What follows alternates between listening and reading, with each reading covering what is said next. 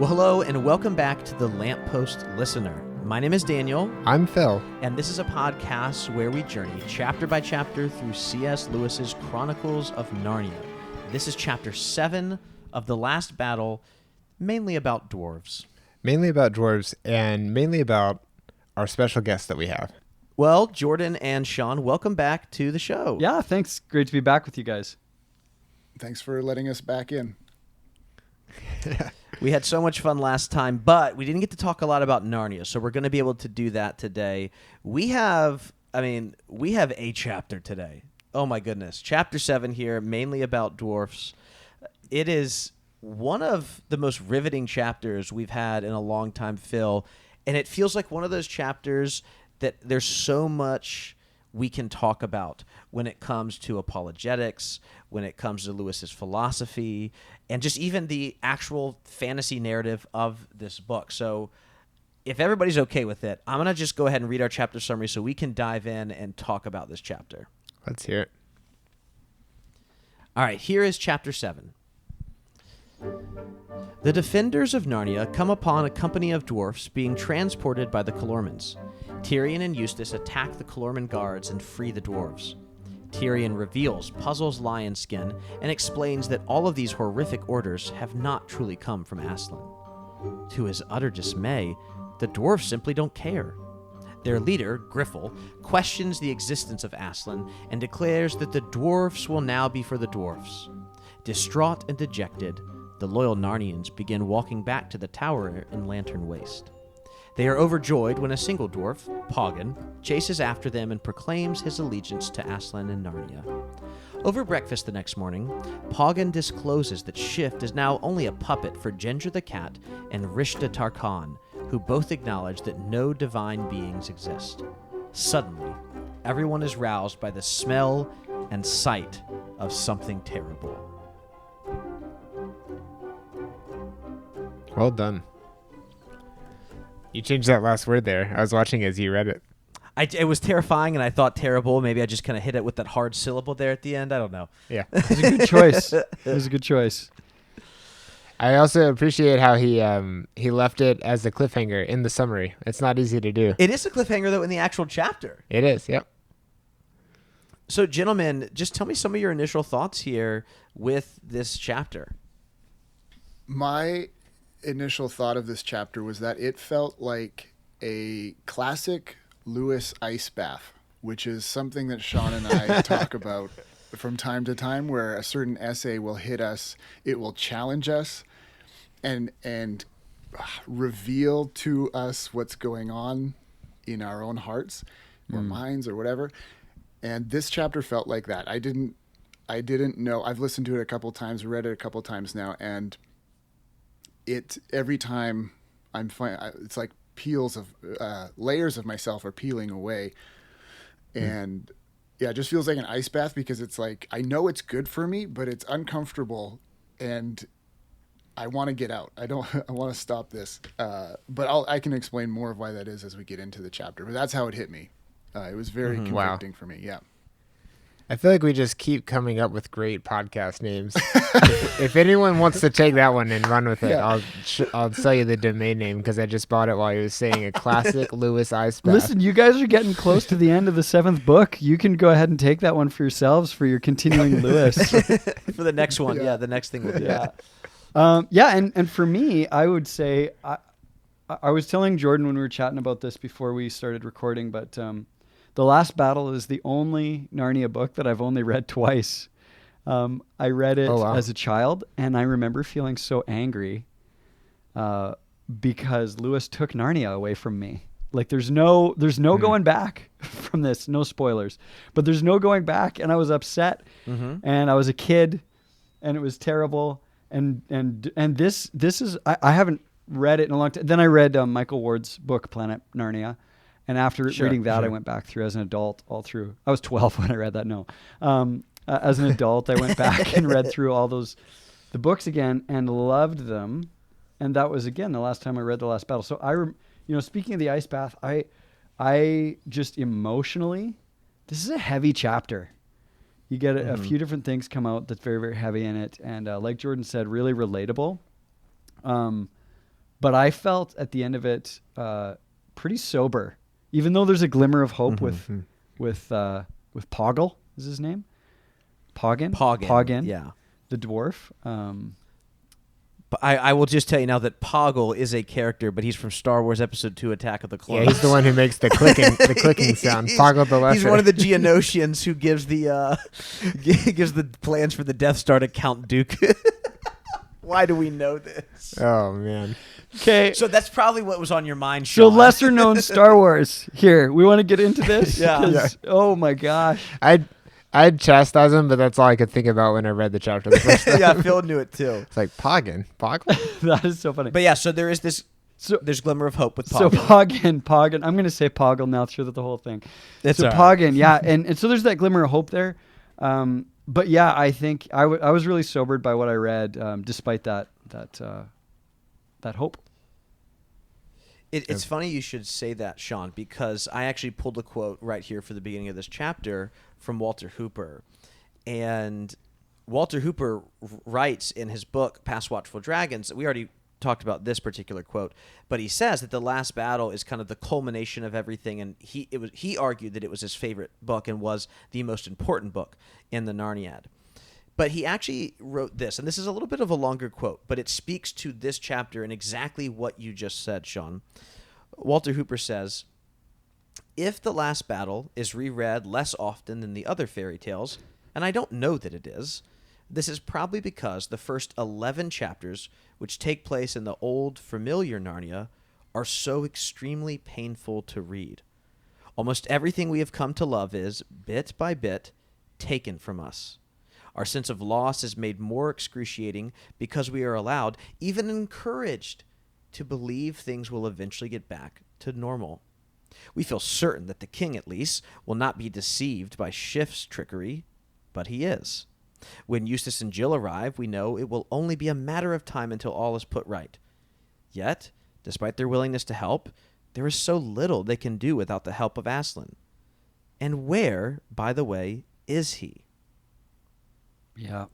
How interesting that he pretty much is saying the exact same thing that you've just said. Yeah. Wow. It just keeps getting worse and worse each chapter. Yeah. Yep. It's heavy until the end. But again, no spoilers here. Well, the chapter does start off with the Calormans. There's 4 Calorman men, and they are attacked by Eustace and Tyrion. Eustace fights one of them, Tyrion fights one, and the dwarves take care of 2 of them. And this seems to be, just like Walter Hooper said, there's this little bit of hope here. Oh my goodness, we've freed this company of dwarves. They're going to join the army. We're going to start slowly amassing an army to go take on Shift, right? But pretty quickly, all of that hope subsides because the dwarves, they don't trust Tyrion.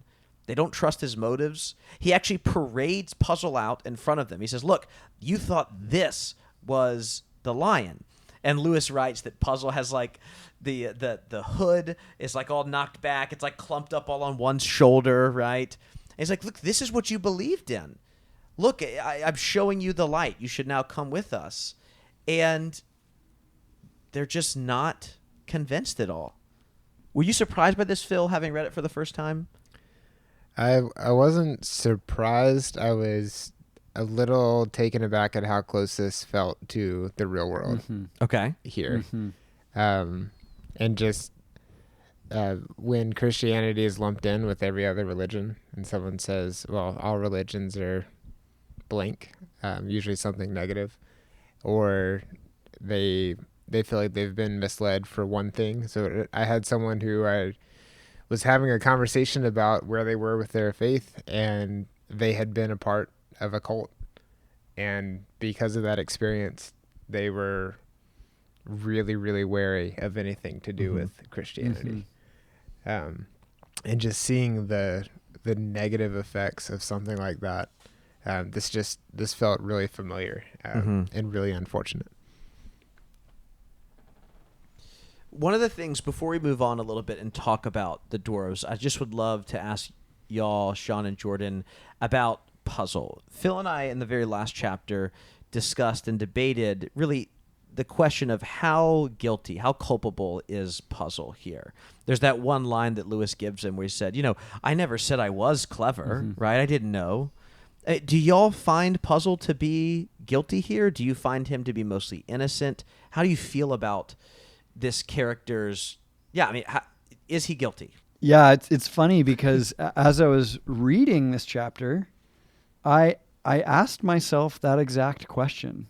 Is his ignorance an excuse for making him guiltless? And I personally, I lean toward the fact that he's not guiltless, but he was used. And I think that there's because there's the real bad guys, and I assume we'll get to it, is like Ginger in this chapter, the cat, really comes out as just fiercely evil, because you have intentional, malicious, selfish betrayal from the cat, the talking cat. So even the Calormen, it's like, well, whatever. They're the enemies of Narnia, so they're going to act like enemies. But this is an insider. But then with Puzzle, you just have somebody who's kind of dumb and whose appetite is out of control. In that same scene that you were referring to, where this lion suit is obviously all bunched up and he doesn't look like anything like a lion anymore. It says also he's just chewing grass. And that stuck out to me too. It's like he's just got food dribbling down his face, something stuck in his beard. And it's like this guy deceived us? What? He wasn't the one who deceived, but he was the deception. So I think that he shares some culpability. He shares some guilt because as best as, again, I feel like probably a nationalistic Narnian here. But I feel like he should have known better than to impersonate Aslan. He should have known better. And yet he went along with it. Yeah. I also think that for the most part, let me get to an essay that we've covered here on forgiveness, where Lewis says that we are... this is a quote. "We are so very anxious to point out our excuses to God and to ourselves that we are apt to forget the really important thing, that is the bit left over, the bit which the excuses don't cover, the bit which is inexcusable but not, thank God, unforgivable." That's one of the lines from his essays that has been ringing in my head for a long time since I read it. And I think Puzzle's in a similar spot here, where for the most part, like 99%, he's just being used. Like Sean said, he's the deception, not the deceiver. But so he can be excused for all of that. But I think there's this 1%, this bit left over, where he's he's even just a little bit culpable. And if you're a little bit culpable, you require forgiveness. Yeah. And thank God that while there's a bit left over that's inexcusable, it's not unforgivable. So that's demonstrated a little bit in the way that Jewel, the unicorn, talks with him. Lewis, it's almost a throwaway line where he says, like, when he and this donkey, this deceiving donkey or deception of a donkey are speaking, he talks about things he can understand, caring for your hooves and what kind of grass is good and that sort of thing. And there's a graciousness shown toward the Narnians who don't need forgiveness in that particular moment, who are like, accept him back in.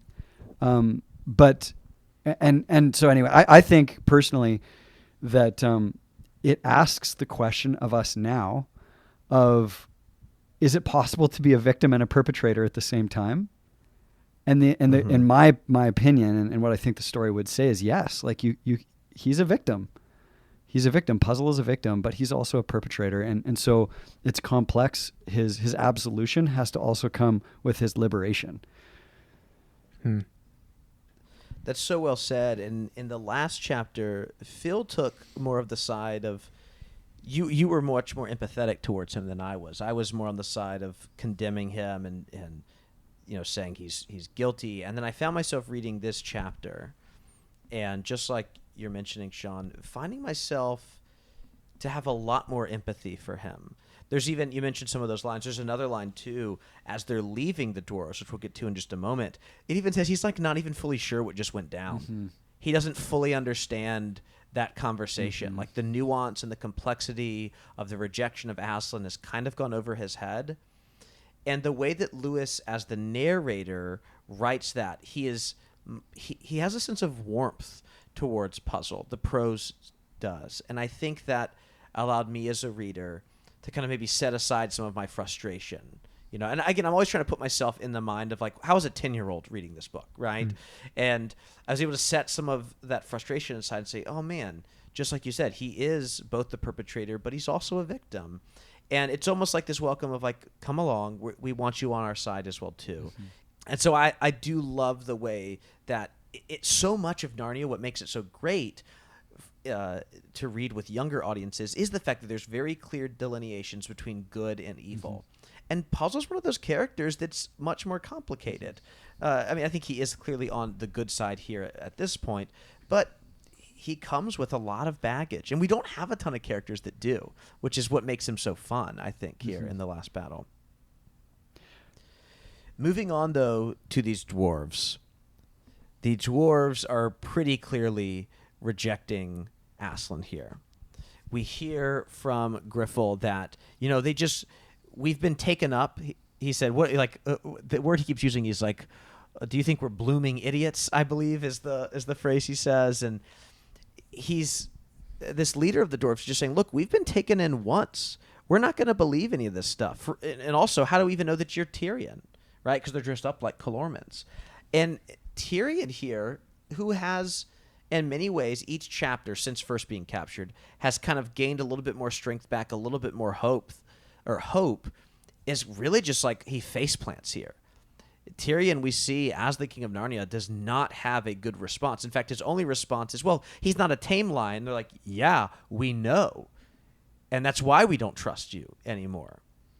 And throughout this entire conversation, they end up leaving and just completely rejecting Aslan. No, we don't want all of this we don't want to be puppets anymore. We don't want to be pushed around anymore. We're going to kind of, if you want to use maybe more modern language, we're going to kind of take our own truth and we're going to kind of go with that. We're not interested in what you're selling anymore.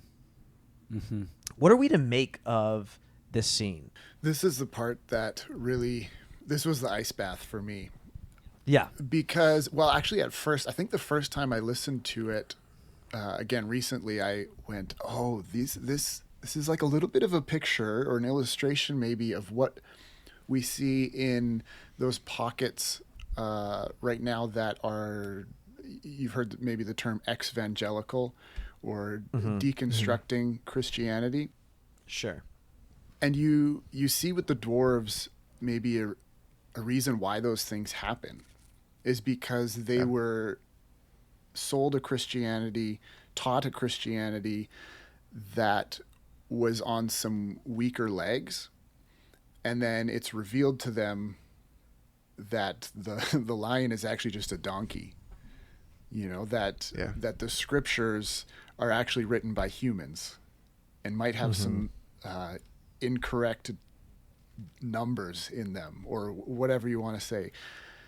Yeah. And then you say, but there's still an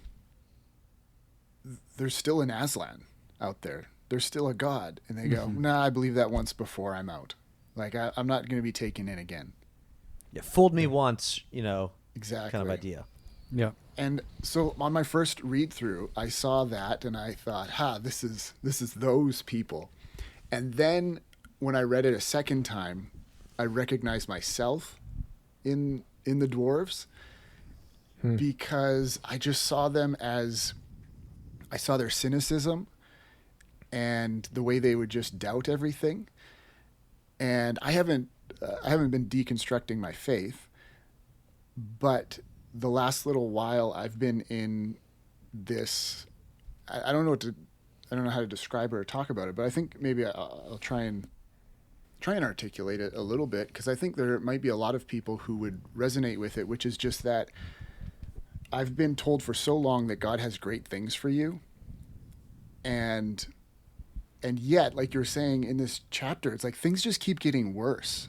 Like that Walter Hooper thing about these chapters, things just keep getting worse and worse.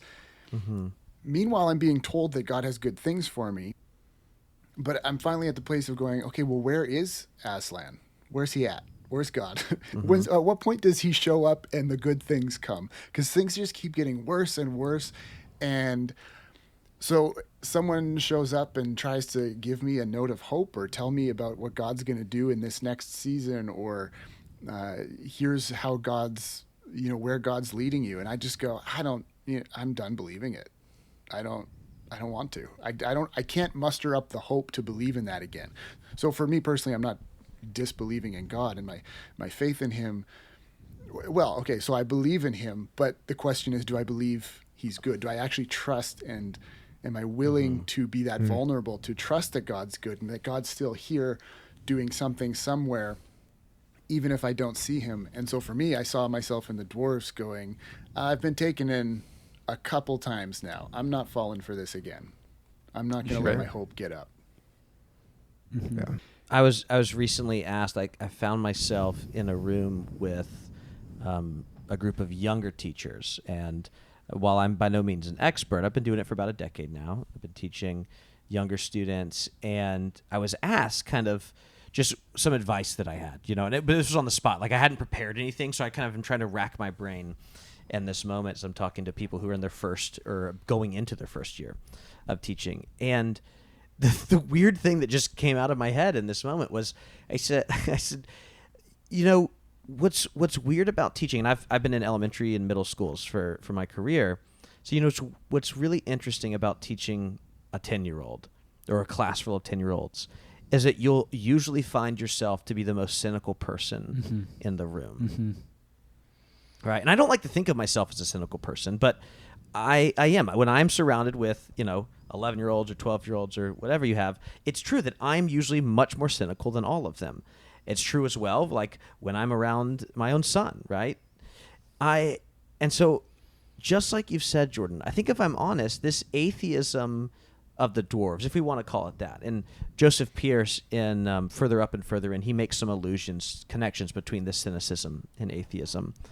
This revelation, it comes after a long time. It's not sudden. And I think if we're honest, this idea that we're just going to be for ourselves and we're going to reject your Aslan is actually kind of logical. And I think that's why it's scary. Like, it makes sense. I mean, there's only but so much you can take before you just throw your hands up and say, well, I guess everyone's just lying to us. Every single person is either trying to be oppressive or manipulative. Everyone's self-serving. And at some point you just say, look, is there anyone good out there? How can I trust, right? You've sold me this Christianity my whole life, or this person's selling this version and this person's selling this version.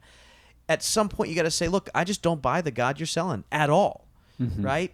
There's so many opportunities for us then as well to find ourselves in the same shoes or boots of these dwarves, right? They're not some vision of these manipulative, enlightened secularists or humanists, right? We get that later with Ginger and with Rishta. Instead, these are just people of faith who are burnt out. They got tricked one too many times, and they're just overwhelmed, and they no longer want to be a part of it anymore. And I think that's actually what's so terrifying. I find them to be more terrifying than Ginger and Rishta, because I'm like, well, they're just evil, right? I can handle good versus evil. And I hope, well, I'm absolutely a sinner. I like to think that I'm not an evil, manipulative person, right? But I am cynical. Right? Right? Yeah, right, guys? Everyone, right? I'm not evil. But I am cynical. And so I find myself to be very, very close to these dwarves.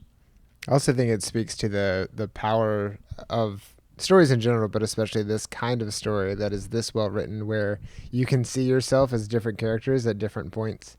It's not just a clear, like, this is this, but like at this point in my life, I'm seeing the dwarves as people in my friend circle, or now I'm the dwarf. Same thing happened with the parable of the lost son, where I used to feel like one of the sons, and now I feel like the other one, and stuff like that. It's really powerful over a long period of time. Yeah, and to your point, Phil, I found as I read it, going through, and I can relate to everybody in this story, and I think that Jordan, you're talking about the dwarves, and I would zero in on their cynicism. I think that's a really good word. I lived in Turkey for a while, and there was an interesting thing as I was learning Turkish. They don't have a word for cynicism. They try and just use it as a loan word from English, but when you describe the concept to people, they just say it's umutsuzluk, which means hopelessness. And I'm just like, that's not what I'm describing. But they're like, no, it is what you're describing. You're describing hopelessness. And unfortunately, I would say that we would give it maybe more of a nuance of saying that we are worldly wise, or that we are in the know, we are mature even, or intellectually sharper if we are cynical. And I know that I feel that way toward politics. Comes up on our podcast a lot, where I just go like, we don't even have a two-party system in Canada. We got like a whole bunch of different people I can vote for, and I can't figure out who the right choice is at the poll. Yeah.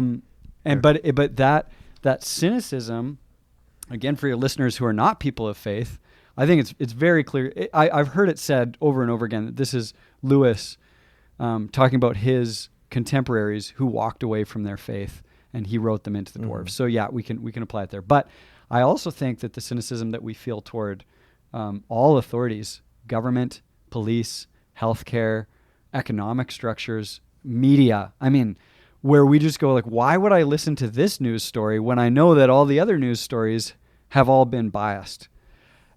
I actually think we're having we're in a dwarvish moment, right now historically, where this is not only considered normal but considered enlightened to think like the dwarves.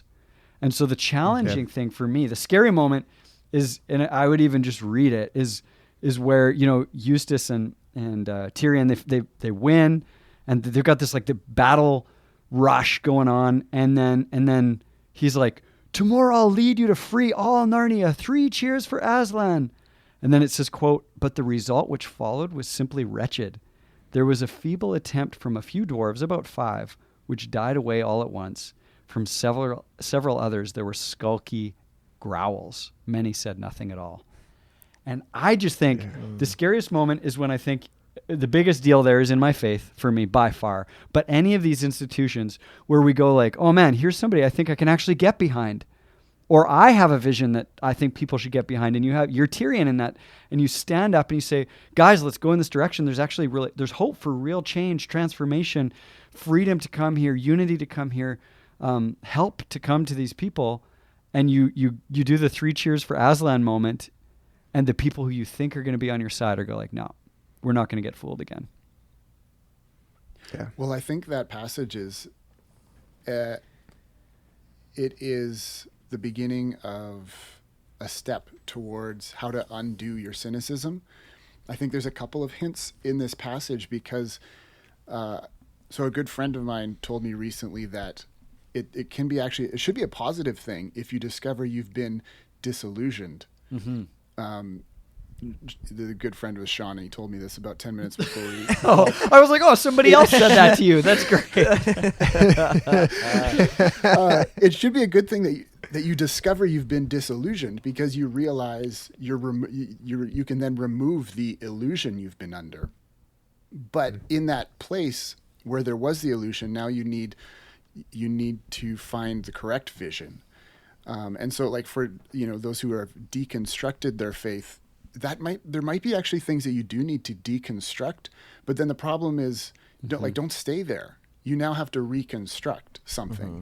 And the dwarves are like, no, we're not no Aslan, no king. We're not reconstructing anything. We're deconstructing, and that's where we're staying.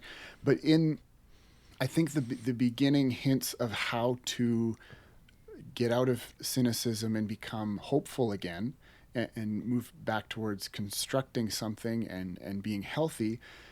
There's hints here where, 3 cheers for Aslan. They're supposed to praise Aslan, and they don't. And I think praise is one of those things that can begin to start your heart back up again. And then Jill says, you can have fun again. Everyone can go back to their ordinary life. Aren't you glad?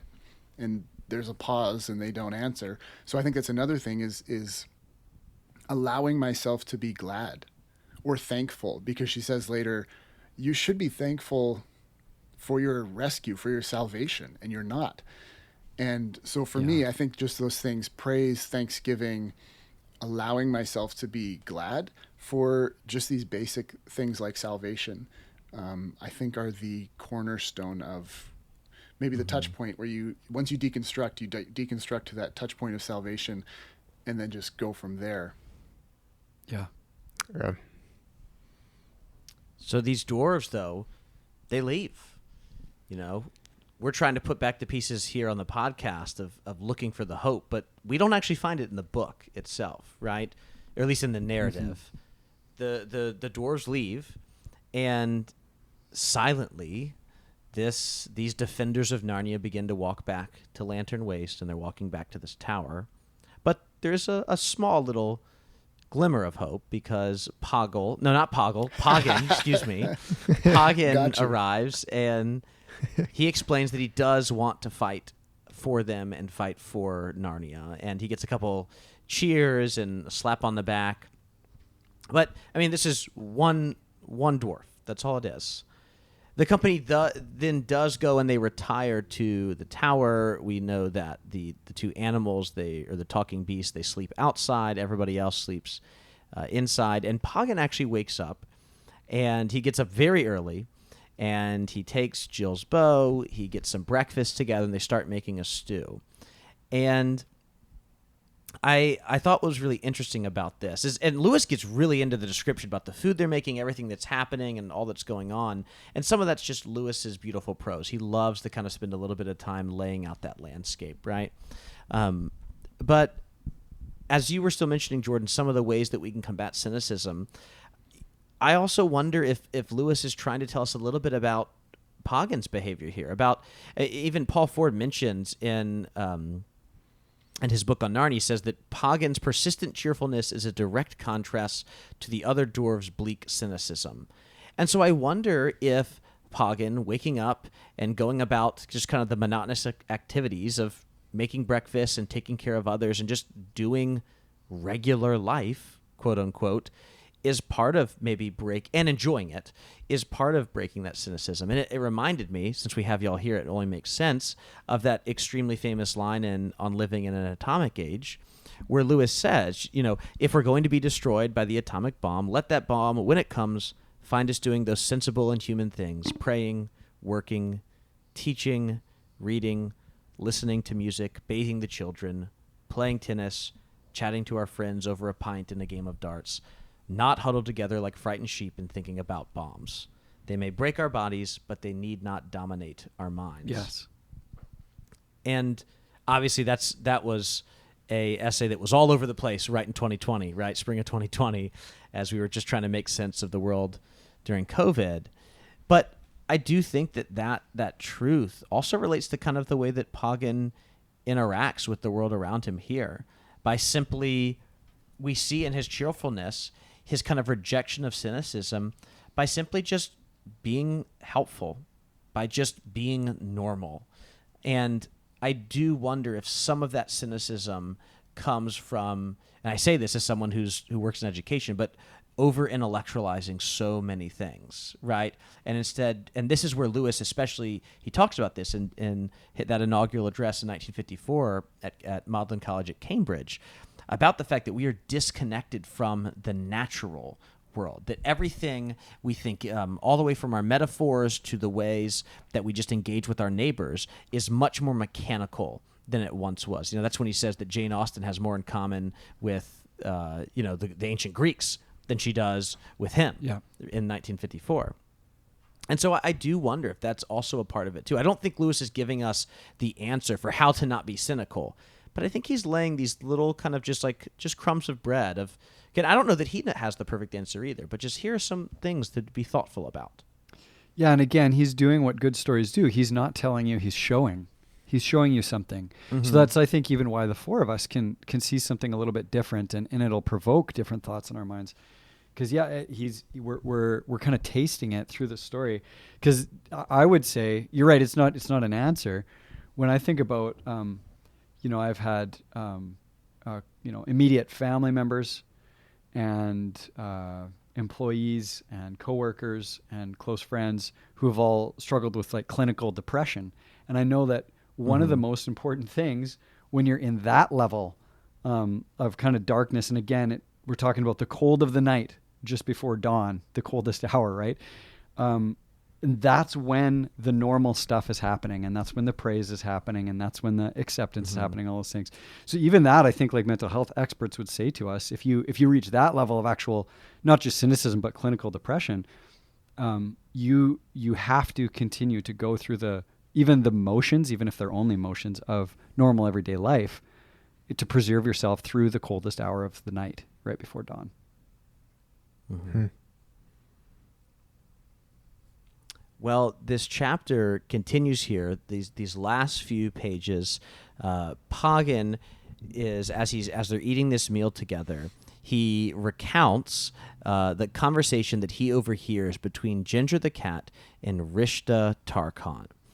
And we've heard one mention of Ginger so far. I don't think we've heard Ginger speak or anything. We just heard that there was a cat. And I don't know if we've actually been introduced to Rishta Tarkhan. Do you remember, Phil? I don't. I remember the cat, but I don't remember. Yeah, I think this is the first time. And this happens because Tyrion asks about, what story do they tell about my escape, right? And supposedly Shift comes in and he says that Aslan just shows up and eats him, and this story terrifies many of the other talking beasts. But what's really interesting is that Pagan tells us that Shift has taken up drinking. Mm-hmm. And as he has taken up drinking, he has become less and less effective as a leader. Now, he wasn't really all that effective to begin with. We saw that way back in chapter 3, where he's like, Aslan needs more nuts. He needs more nuts. Make sure he gets a lot of nuts. We're all hungry, right? It's like, all right, clearly this isn't going to work out super well. Yeah. He's entirely self-serving. And from the beginning, Shift had no plans of dominating the world for the sake of anything other than serving his own interests. He was not thoughtful. He was not enlightened, is actually the word that Ginger and Rishta use here. He was simply just looking after himself. And so what we learn here is that Ginger and Rishta Tarkhan are both in agreement that, and this is even the very important line here that we get, Rishta says, "Doubtless, most sagacious of cats, you have perceived my meaning."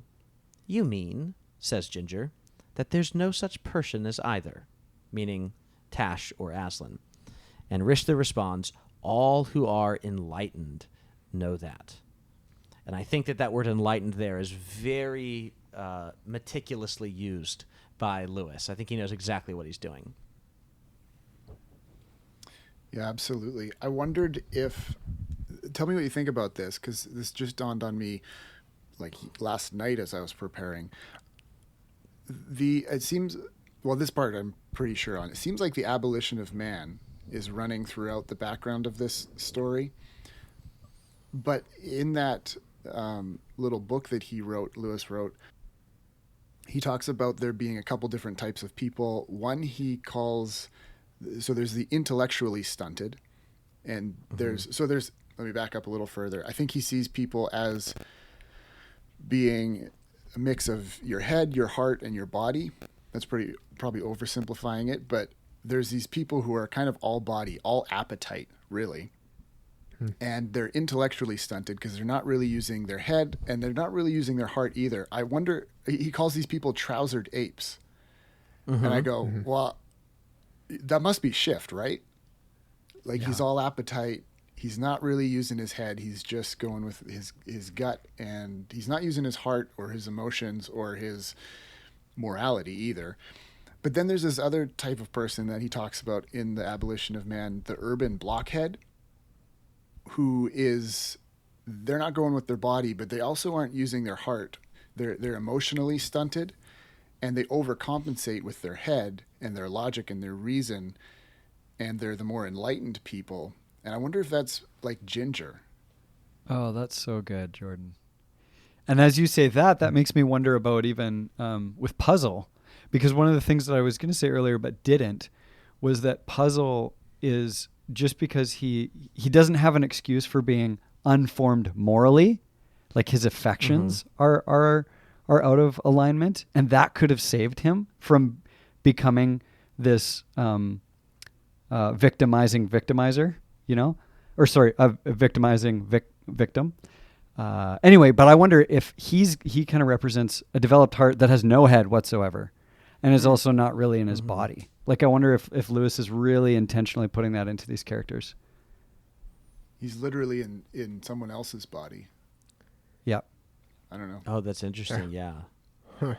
One of the things I think that's so interesting, I love this connection, Jordan, is with Ginger, with Rishta, you're right. It's totally, it's all in their head. Which so you can juxtapose that with Shift, who really is just a hedonist, right? Yeah. Like that's what he's mainly focused on. It's just my gut, my pleasure. That's all I care about, and I don't even know if we really get that sense as much in that first chapter. What's interesting is you read that first chapter and it seems like Shift could be even worse. Like he might even be more deceitful. But the second he gets power, it's like, nah, it was just to make life easier, just to pursue pleasure, Yeah. right? He almost, I mean, not to at all downplay, the whole fact that he creates an antichrist. That's a pretty big deal here. But like once he becomes in power, he's not actually nearly as awful as again, I'm not trying to I'm not on his side here. But compared to Ginger and Rishta, who are, like you said, are all head, to the point that they don't care about emotion. They don't care about, and I think we see this in a lot of we see a lot of people who are very much like, hey, it's whatever your body, it's all hedonism. It's just whatever feels good, whatever you feel like, that is truth, right? And we know that that simple view is not compatible, right, with Christianity. But at the same time, there's a lot of other people also that say, well, everything in your head, it doesn't care at all about your feelings. It doesn't care about your emotions. Those things aren't important. In fact, this is just truth right here, and you better get on board or else. And there's no empathy. There's no kindness towards others. Not that kindness is in and of itself maybe a virtue. Maybe they want something a little bit more deep than simple kindness. But I do think that Rishta and Ginger could potentially be this kind of this caricature of so intellectually minded that it's turned them into just being completely immoral, right? And what's interesting is I know that we don't find this out later on in the book, really, is we don't know how they became this way. But Sean or Jordan, I don't remember which one of you pointed this out, but Ginger's a talking beast, right? Sean, you said this. Like, the Calormans are the enemies of Narnia. It almost makes sense. But Ginger's going against their own country at this point. And I wonder if it's, I'm just so enlightened that just is what happens eventually, Well, and I think betrayal is a theme that does run through a lot of the Narniad, starting with Edmund, and how do we work through betrayal? And so it makes sense that this small cat, that is ultimately kind of becomes it. The small cat isn't the Antichrist, but I do think that it's interesting that Lewis made it a cat and not some other animal. He's really trying to write myth more than allegory, but it is allegorical, if that makes sense. Mm-hmm. And so I do think that he's giving us a little point toward another Antichrist figure here, that there are many Antichrists among you, famous words from 1 John, right? Where Lewis sees this cat that's now starting to take control and to manipulate, and Jordan and Danny, you've both pointed out, is very intellectual. He's intentional. He's malicious. And this is a betrayal. And that betrayal comes in the form of something that is like a mini lion, the miniest lion. Oh, wow. That's good. And I think that's actually a great way for us to end this chapter, honestly, that it is kind of an allegory. Maybe Lewis would hate that we called it that, but he's not here to yell at us, so we're going to just go with it. The chapter then ends with, Pagan has recounted this, And then as he's doing that, there comes this foul smell in the air, maybe the smell of a dead bird, and everyone sees something that is horrific.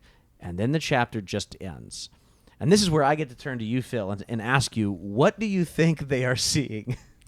Man, You've never... do you want me at least to tell you the next chapter? Would that be helpful? I imagine an animal died. Do you think an animal... Something died. Is it an animal that we know?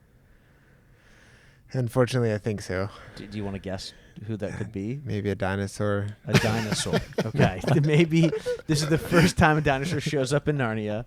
I'm still stuck on the fact that this would have been the book to introduce Scratch and Sniff to the Narnia series.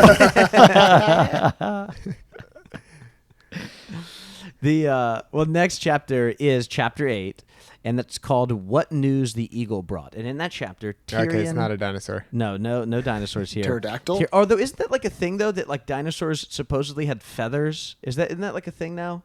Yeah, I think so. Yeah. Also, like birds are dinosaurs. Yeah, that's true. Yeah. So, but in that chapter, Tyrion and his company advance towards Runewit's army. Do you remember Runewit the centaur from earlier in the book? Yeah. They're going to go catch up with his army.